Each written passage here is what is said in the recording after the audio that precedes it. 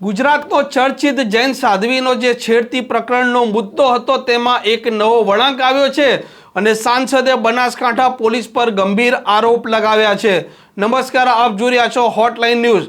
થોડાક સમય પહેલા બનાસકાંઠા જિલ્લાનો જે ભાભર તાલુકો છે ત્યાં જૈન સાધ્વીને કેટલાક અજાણ્યા ઈસમોએ છેડતી કરી હતી। આ ઘટનાને લીધે ગુજરાતમાં ખૂબ ચર્ચા જાગી હતી અને પોલીસ પણ સક્રિય બની હતી। બનાસકાંઠા પોલીસે આ જે જૈન સાધ્વીની છેડતી થઈ તેમના આરોપીઓને હજી સુધી નથી પકડ્યા, પરંતુ તેના વચ્ચે સાંસદ ગેનીબેન ઠાકોર સામે આવ્યા છે અને તેમણે બનાસકાંઠા પોલીસ પર ગંભીર આરોપ લગાવ્યા છે અને કહ્યું છે કે પોલીસ નિર્દોષ યુવાનોને લઈ જાય છે અને તેમના વિડીયો બનાવે છે અને તેમના પર દબાણ બનાવી રહ્યા છે કે આ જૈન સાધ્વી પ્રકરણમાં જે છેડતી થઈ છે તે આરોપ તમે સ્વીકારી લો।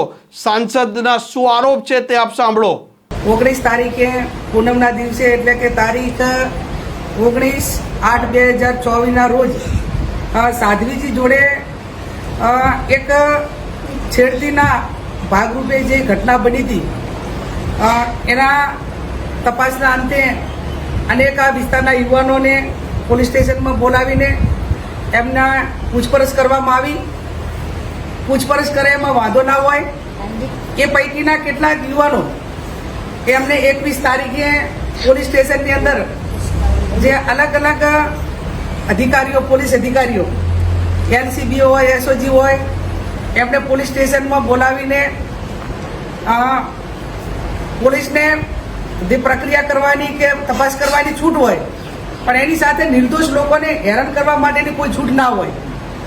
આ જીગર નામનો છોકરો છે એને રાતે ત્યાં બોલાવ્યો, ઢોર માર માર્યો અને એને નગ્ન કરીને એના ફોટા એલસીબી પોલીસ અધિકારીઓએ લીધા અને ત્યાં સુધી બરોબર છે, પણ એને એવું દબાણ કરવામાં આવ્યું કે આ ગુનો જે સાધ્વીજી જોડે છેડતી થઈ છે એ ગુનો તે કર્યો છે એમ કબૂલી લે તો વરઘોડું ગાડીને અમે છોડી દઈશું ને આ કેસ પૂરો થાય। આ પોલીસની માનસિકતા દર્શાવે છે કે ઠાકોર સમાજના છોકરાને ઢોરમાર મારીને પરાણે ગુનો કબૂલવા માટે મજબૂર કરે છે બનાસકાંઠાની એલસીબી પોલીસ।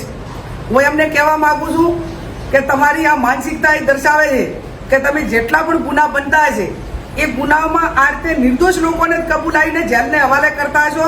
ઓરિજિનલ ગુનેગારોને એ તમારી સાથે ભળેલા હોય કે અન્ય રીતે હોય એને તમે ગોતવા માટેના પ્રયત્નો નહીં કરતા હોય।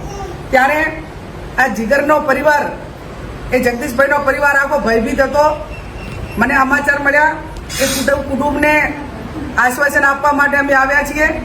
હું પોલીસના ઉપરા અધિકારીઓને આગ્રહ બની વિનંતી કરું છું ને અપેક્ષા રાખું છું કે એક ધર્મ ઉપર એટેક થાય ત્યારે જ્યારે આ ઘટના બની ત્યારે હું મહારાજ સાહેબોને મળી હતી, પોલીસ સ્ટેશન એસપી આવ્યા હતા ત્યાં ગઈ હતી, એમને ગામની આખી સભા રાખી તો એમાં પણ મેં કીધું હતું કે સાચો ગુનેગાર હગવો મારો ભાઈ હોય તો એને છોડવાનો નથી અને કાયદો કાયદાનું કામ કરે।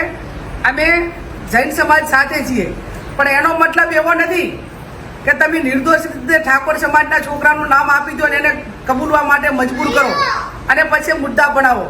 ત્યારે આવા અધિકારીઓને જે સાધ્વીજીની સાથે જે ઘટના બની એના ગુનેગારોને પકડવાને બદલે, ઓરિજિનલ ગુનેગારોને પકડવાને બદલે આવા નિર્દોષ લોકોને ખોટી રીતે હેરાન કરી રહ્યા છે અને એમને આજીવન અને એક આખા સમાજને બદનામ કરવા માટેનું કામ કરી રહ્યા છે। તો એ જે અધિકારીએ કીધું છે આ દીકરાને દબાણપૂર્વક એની પાછળ કાર્યવાહી થવી જોઈએ ને એને સસ્પેન્ડ કરવો જોઈએ જેથી કરીને નિર્દોષ લોકો જેલના હવાલે ના થાય। અને આ બાબતમાં હું પોતે જે ઘટના બની એનાથી પહેલા દિવસથી કરીને અમે બધા જ દુઃખી છીએ। આ બાબરની બદનામી છે અને એક ધર્મ ઉપર જ્યારે આવું એટેક થતું હોય ત્યારે હર કિસ એક મહિલા તરીકે, એક એના આગેવાન તરીકે એ ગુનેગારને ક્યારે છાવરવાનું અમારા મગજમાં કે ક્યારે અમારા વિચારધારામાં કે અમારી કોઈ દાડો એ ટાઈપની માનસિકતા પણ ના હોય। ત્યારે આ બાબતમાં જે ગુનો વહેલામાં વહેલો ઉકેલાય, સાધ્વીજીને અને જૈન સમાજને ન્યાય મળે અને આવા જે વિકૃત પોલીસ માનસિકતા ધરાવતા બધા જ પોલીસવાળા એવા છે કે હું કહેવાનો મારો કોઈ અર્થ નથી, પણ આવા પોલીસ અધિકારીઓ કે એનો સ્ટાફ હોય એને પોતાને એની સામે કાર્યવાહી થઈને આ કાર્યવાહી કરે એ હું એમની પાસે અપેક્ષા રાખું। જો 21 તારીખે મને પોલીસ સ્ટેશનમાં લઈ ગયા હતા અને મને પૂછપરછ કરી એટલે હું થોડો ગભરાઈ ગયો હતો. તે બદલ પછી મને માર માર્યો, પછી મને હાથ ઊંચા રખાયા હતા. ગુનો કબૂલ કરવા માટે કર્યું કે ગુનો કબૂલ કરી લે. પહેલાં કીધું હતું પણ મેં ના પાડી. કપડાં કઢાઈને મારા ફોટા પાડ્યા હતા. જે પ્રકારે સાંસદ જ્ઞાનીબેન ઠાકોરે ગંભીર આરોપ લગાવ્યા છે અને તેમનું કહેવું છે કે નિર્દોષ યુવાનોને લઈ જવામાં આવે છે અને પોલીસ તેમને કહે છે કે આ ગુનો તમે સ્વીકારી દો, તમારું ફક્ત સરઘસ કાઢવામાં આવશે ને ત્યારબાદ તમને છોડી મૂકવામાં આવશે. તેમનું કહેવું છે કે જૈન સાધ્વીમાં જે કોઈ ગુનેગાર છે, જે કોઈ આરોપીઓ છે તેમની પોલીસે ધરપકડ કરવી જોઈએ અને તે પોલીસના સાથે છે, પરંતુ પોલીસ નિર્દોષ યુવાનોને લઈ જઈ રહી છે અને તેમના પર દબાણ બનાવી રહી છે. આ પ્રકારના સમાચાર જો આપને પસંદ આવતા હોય તો હોટલાઇન ન્યૂઝને સબસ્ક્રાઈબ અને શેર કરવાનું ભૂલતા નહીં.